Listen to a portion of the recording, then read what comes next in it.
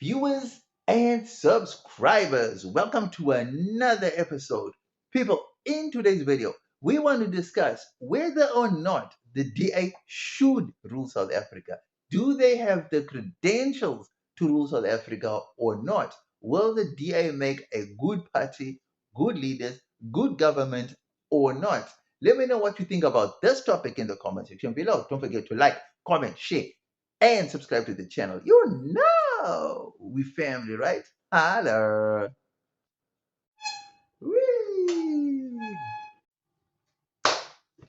People, viewers, and subscribers, welcome to another episode.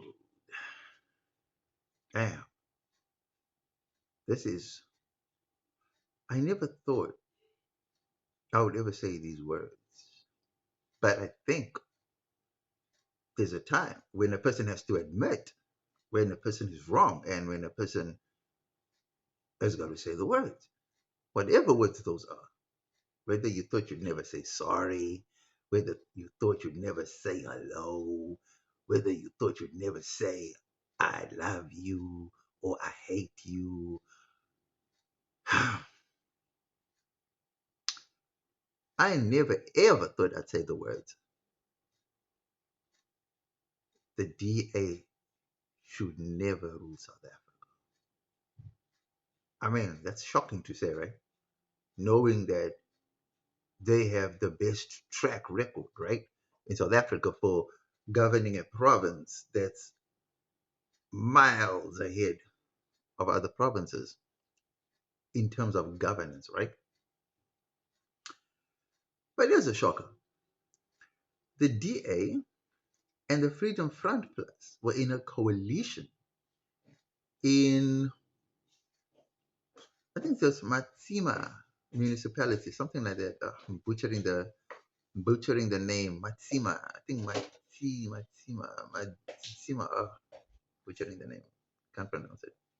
Anyway, they were in a coalition. They were governing, they were ruling their municipality. They were in charge, right?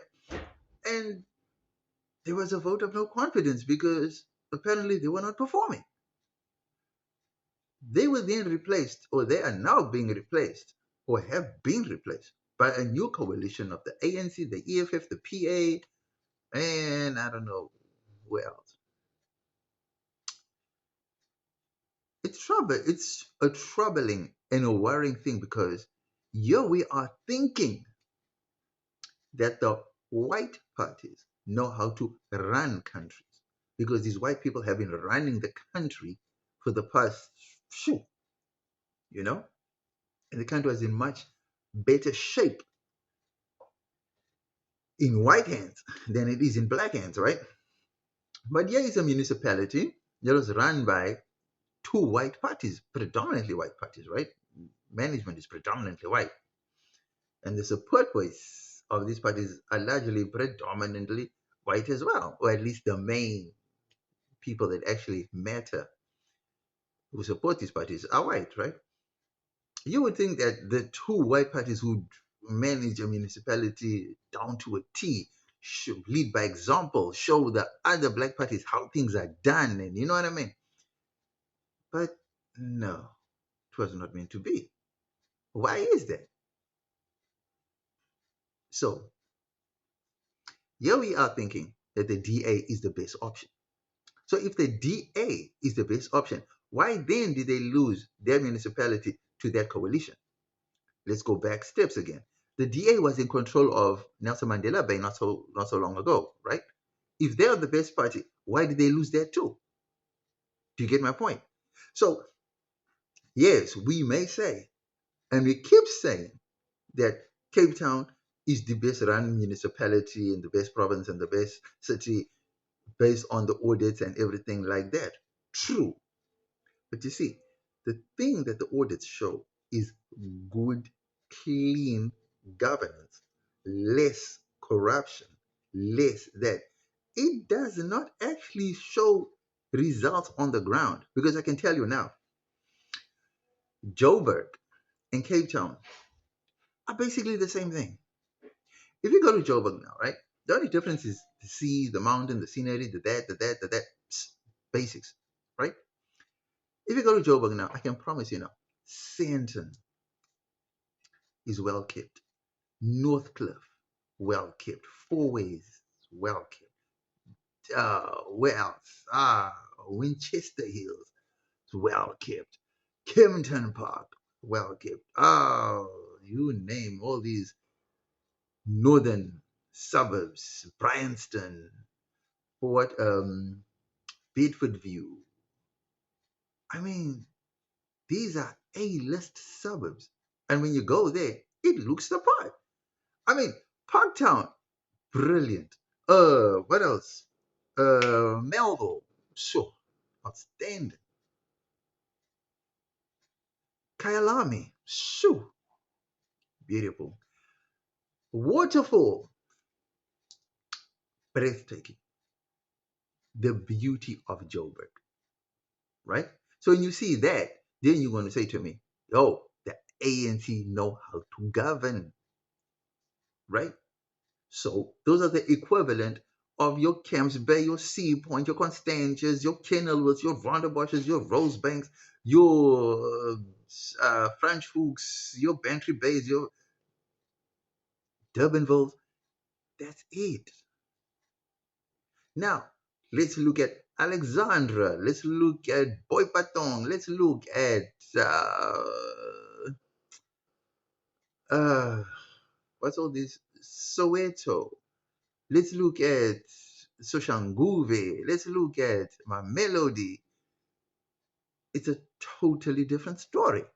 So, what is the difference between what the ANC are doing and what the DA is doing? Because they just seem to cater for the affluent suburbs, or they just cater to the affluent suburbs, and they totally disregard the townships, right? Bare bones services go to the townships. These are your road sweeping, what else? I can't even say garbage collecting because there's so much garbage in the townships, man. It's like some wasteland, like they don't even bother going there outside. So what's the difference? Besides the corruption part, what's the difference? And besides that, in the city center, Joburg's municipality really wasn't doing anything up until now that they're going to have this um, global G20 summit. Now all of a sudden now they're jacking up. What's the difference? I mean, the ANC only caters to those upper echelon areas. The DA only caters to those upper echelon areas. They don't care about the townships. The DA also doesn't care about the townships. They also do just the bare bones minimum for townships, similar to what the ANC does. So what's the difference? The only difference is that the DA comes across as less corrupt in the audit, and there's possibly less potholes, right? Uh, what else? Um, Cape Town is much cleaner, right, than Joburg. That's basically it. But the nuts and bolts of the issue is that they only cater to the upper echelons of society and they neglect the bottom half. Both sides do that. So we can agree on that, right? Because if you look at Sandton and you look at um, Sandton, and there's what's across Sandton, I think, is it Alexander that's across Sandton? Alexander? Is it Alexander? Alexander? I think it's Alexander that's across Sandton, right? There's a township just near Sandton there. Worlds apart. Worlds apart. Even though they're like close to each other, but it's worlds apart, right? Same like Cape Town. You have the affluent suburbs and then you're worlds apart. So it's just divided by a line, a railway line. Worlds apart. Worlds apart. So what's the difference? Corruption and just laziness is the main difference. But the modus operandi is the damn same. So why am I saying the DA shouldn't rule South Africa? Number one,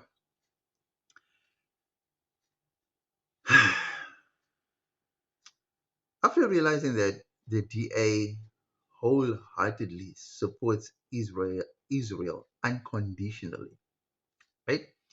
irrespective of what Israel is doing at the moment, which now the world is turning and saying, no, this is now beyond, right? The DA still remains steadfast in their support of Israel. Okay, so my thing is, if they do not see anything wrong with what Israel is currently doing in Palestine, then surely these people have no hearts. They have no conscience. They are totally out of their minds to think it's normal for Israel to be defending itself when it is flattening everything in its wake. And they're supporting that.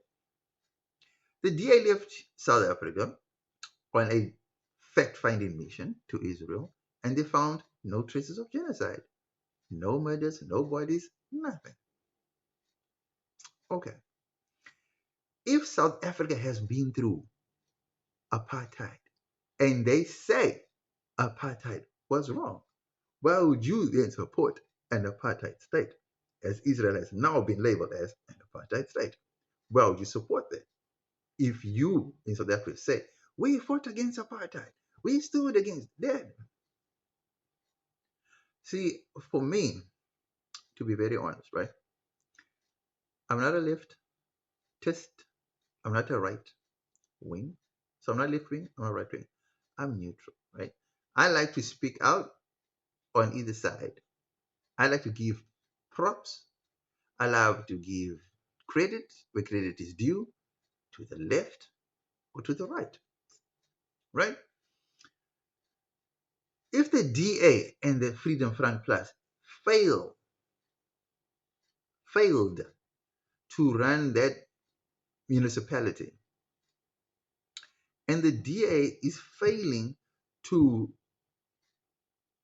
deliver or to upgrade the townships, because I'm thinking in 2025, let's be honest, guys, our townships in Cape Town shouldn't be looking the way they are. Some people say to me, the townships in Cape Town are much better than the townships in Johannesburg or any other places.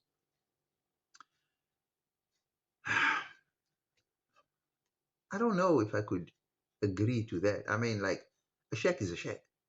So if you have 30,000 shacks in Joburg and you have 30,000 shacks in Cape Town, what what's better about the other? Well, okay, how do you compare these two shacks dwelling? What is it? One's dusty, one's got tarmac, or is it one is how? Even if it's dusty roads, but it's clean. Yes, one could have tarmac, but it's dirty. So how do you compare which one is it? How do you compare? Is it on the cleanliness side? Is it on the quality of the zincs that are used? How do you compare shacks? Because shacks are shacks. Do you understand what I mean? The only thing you can then compare is the cleanliness, maybe. But either way, both structures, shacks in Joburg and shacks in Cape Town, should never have been erected in the first place. That's a sign of a failing government. The more shacks you see, it's a more signs that the government is failing to deliver on housing. Do you understand my point? There are some countries you go to where, understandably, the populations are maybe much lower than South Africa, but there's just no shacks. And if there are shacks, they're in yards. You don't just see a shack everywhere. Any open space you run and see a shack. No. There's governance that goes on. And that's what I'm saying. So if the DA is failing to run a municipality with the Freedom Front Plus, and the DA is struggling to uphold or maintain Cape Town, how are they going to and they lost Nelson Mandela Bay. How are they going to rule South Africa? How? Just how are they going to rule South Africa? Top that off with the support of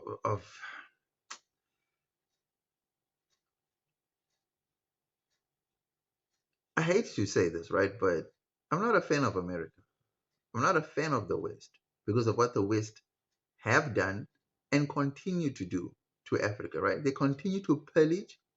They continue to keep Africa poor. They have these anti-African policies. They purposefully manipulate and oppress Africa through currency, through debt, through a whole lot of other mechanisms, right? And it's sad that after 30 years of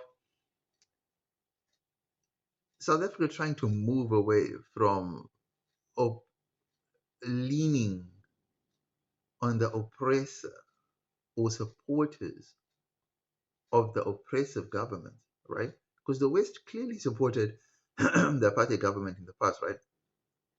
So logically, it wouldn't make sense for you to fight for independence to then only go back and then depend and beg and plead for your oppressor sympathizers or your oppressor in some other countries' cases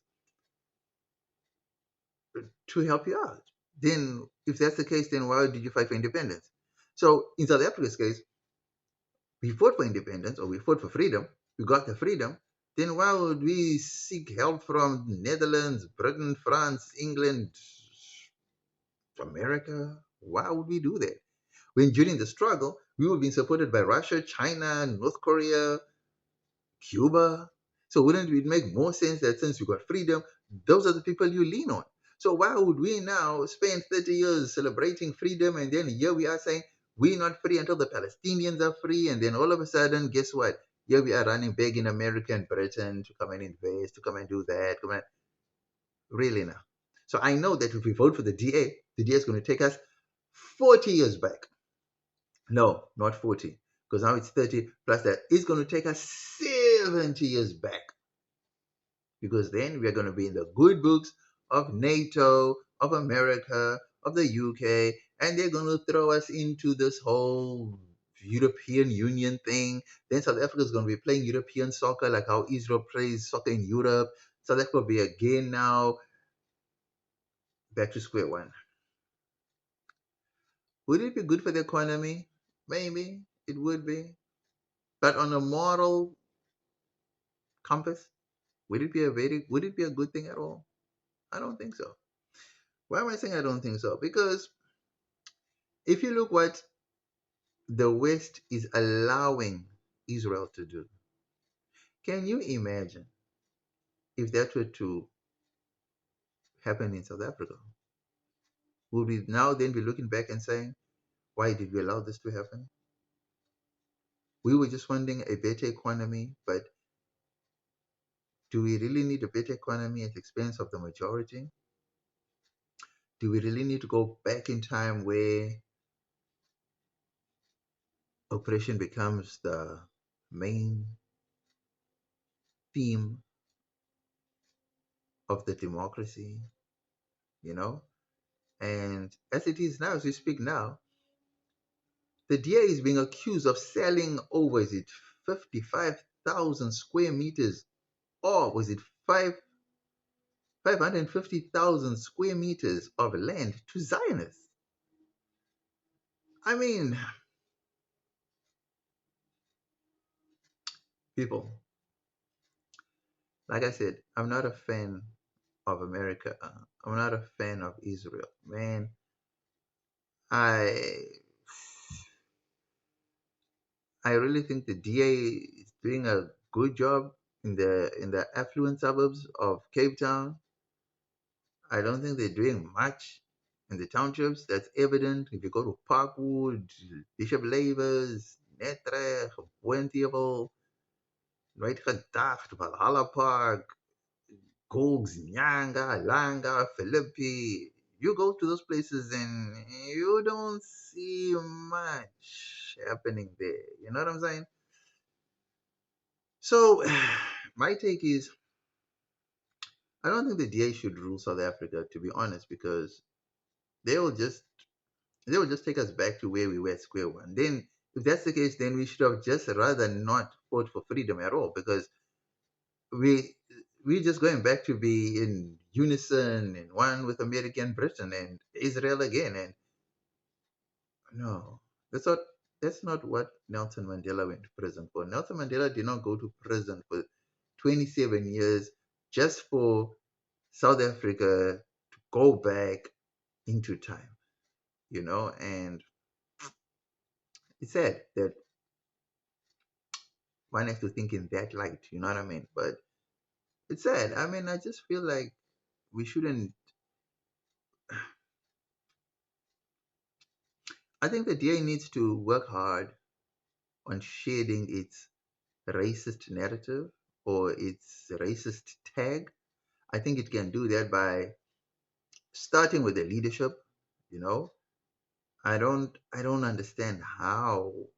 I don't understand how someone can be a Zionist. I don't know. It's like me saying I don't understand how someone can be a jihadist. You know, I don't understand because if we say Zionism is apartheid, why would you proclaim yourself to be a proud Zionist? If Zionism e- if Zionism equals apartheid, why would you be a proud Zionist? I mean, if you're black and you say you hate white people, it becomes a big issue. Oh, they hate us because of the color of our skin. Oh, they hate us. Yeah, you are proclaimed to be a proud Zionist. I mean, what is Zionism? It's got nothing to do with Judaism. It's got nothing. That is a political angle that was just included into a religious angle. I mean, I don't know of any religion. I don't know of any religion that preaches murder. Not even Islam, even though Islam is seen as a terrorist religion. Not even Islam teaches murder. They don't teach you terrorism. They don't. But it's seen as a terrorist simply because a lot of the resistance fighters are referred to as terrorists. Hell, Nelson Mandela was a terrorist. All African leaders were terrorists. I don't understand. What?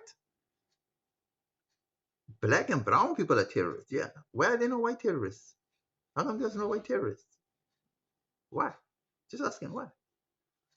So, yeah, maybe I'm wrong. I don't know. Maybe some people don't share my view. Maybe people could help me see things differently. Or maybe I hit the nail on the head. I'm not sure. But that's what this platform is here for, right? Here to chat, here to debate, here to share, here to educate, here to learn. Let me know what you guys think about this topic. Was I on the money or did I totally miss it with this one? Don't forget to like, comment, share, and subscribe to the channel. You know we family, right? Holler.